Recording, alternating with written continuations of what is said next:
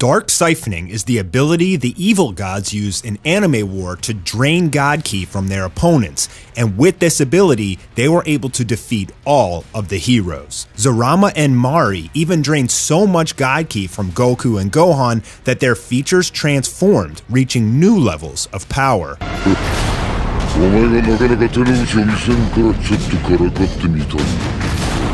Seemingly an unbeatable and overpowered ability, the evil gods wreaked havoc on the anime heroes, baiting them into unleashing more and more of their power so that they could siphon it. How exactly does dark siphoning work? What type of mechanics are involved? In this video, we're going to explain everything right after this. This video is sponsored by our friends over at NordVPN. If you don't know what a virtual private network is, it basically makes you anonymous online, which protects your information as well as allows you to access content from other countries that you normally wouldn't be able to. You can go to nordvpn.com/Mastar to get 75% off of a 3-year plan and use code MASTAR to get an extra month free. NordVPN uses a military-grade encryption to protect you anytime you access public Wi-Fi, which keeps your information safe online. It's especially useful for traveling because it also allows you to access websites that country or region may not allow. For example, Netflix or Verve aren't available in all countries, but if you use NordVPN and log into the USA, you can watch it. The servers are super fast and it's risk-free with a 30-day money-back guarantee. Try it today at nordvpn.com/Mastar and use code MASTAR, M-A-S-T-A-R, to get 75% off of a 3-year plan. The first time we saw dark siphoning in action was in Anime War Episode 1 when Beerus fought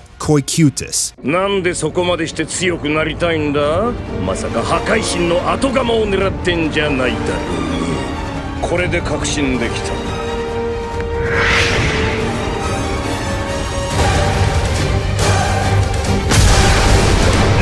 At first, Beerus was dominating the fight, but as it progressed, the fight started to become even, and eventually, Koikutis took the lead.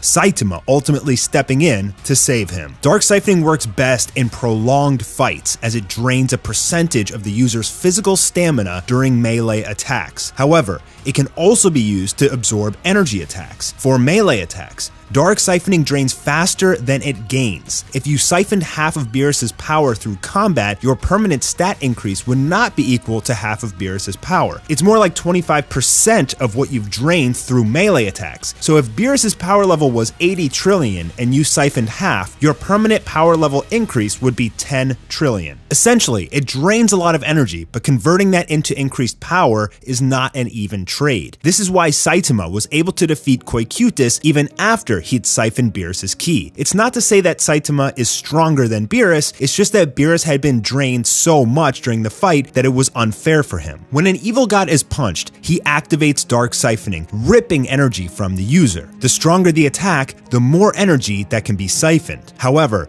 dark siphoning does not work when hitting the opponent, as it needs to rip out energy from the foe's attack. If you drink a glass of water, you get hydrated. But if you punch a glass of water, well, nothing happens, except maybe you break the glass. We also see it used on energy attacks like Goku's Kamehameha and Gohan's Dragon Cannon. For energy attacks, since there's no physical contact, it doesn't rip energy from the user, but instead the evil god can still rip energy from the blast. This is why blasts still hurt them and do damage, since they are only siphoning a portion of it and tanking the rest. For example, if the blast has a power of 100, they will actually end up taking 50% damage, but gain 50% of that through dark siphoning as new energy. The additional power that they permanently gain refreshes their stamina, similar to any time in Dragon Ball Z where characters lend their energy to another person. This is why Hakai doesn't work on evil gods, as it ends up powering them up instead. But if a blast is strong enough, 50% of it could kill an evil god even through dark siphoning.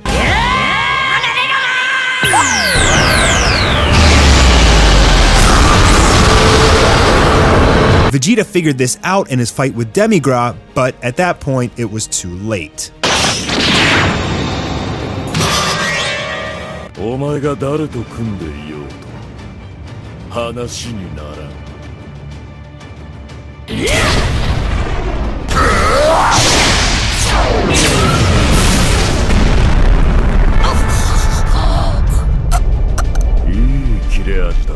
じっくり痛めつけてやろう。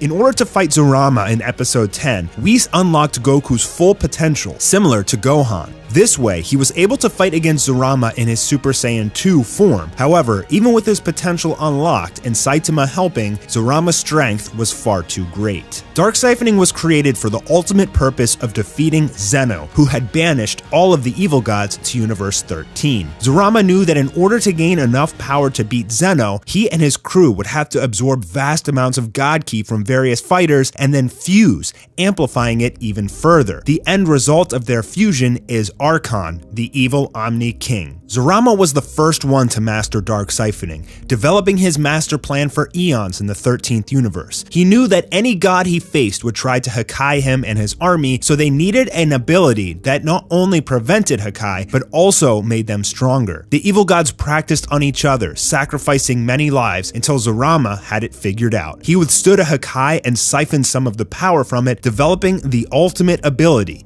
Dark Siphoning, and teaching it to the remaining evil gods. The Dark Siphoning technique demonstrated to be incredibly overpowered in combat. All of the Z fighters had god forms, and those who didn't were too weak to combat them. We saw Ichigo battle Sebas in episodes 1 and 2, even after his Bankai. Naruto, Sasuke, and Luffy combined a great team attack on Demigra, but it didn't even scratch him. There was one hero, however, that was strong enough to damage the evil gods even without a god form, and that was our caped Baldy, One Punch Man. ありえるのか。信じられん。アンデッドであるシェルティアがなぜという疑問は残るが、ここで戦闘が起き、何者かに精神支配を受けた。いや、何かが起きて命令が与えられぬまま置かれた。そんなところか。依頼するというのだ。引き受けない。失敗だ。 Zurama couldn't believe that a mere mortal could be as strong as a god. He thought it had to be some sort of fluke. Koikutis should have been able to win that fight, but he lost because he bet too much on Dark Siphoning his opponent. All of the heroes, even with their super transformations, continued to lose their fights, and time was running out. Trunks, Ichigo, and Natsu were close to death, but then in anime fashion, the celestial hero, Soren, saved them.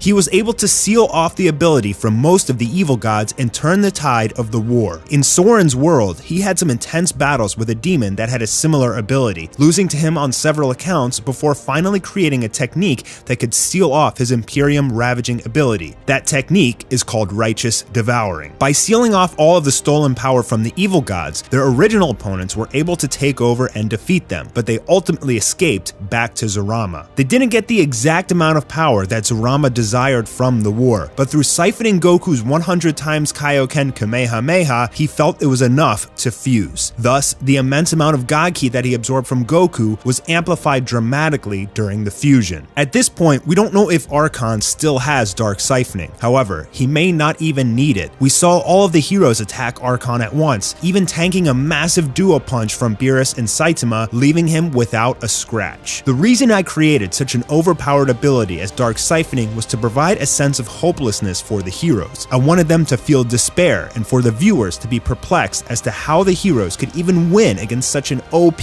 technique. Currently in Dragon Ball Super, Moro is using a similar technique against Goku and Vegeta, draining them of their ki as we see them revert backwards in forms during the fight. Sometimes more brute power isn't exciting enough, and adding some type of magic element to the battle makes it that much more exciting and that much more satisfying when they finally win. If you guys enjoyed this video, finally explaining Dark Siphoning, please leave a thumbs up and leave your comments down below. Subscribe if you haven't already. I'm Mastar, and I'll be catching you soon with another video. Awarida!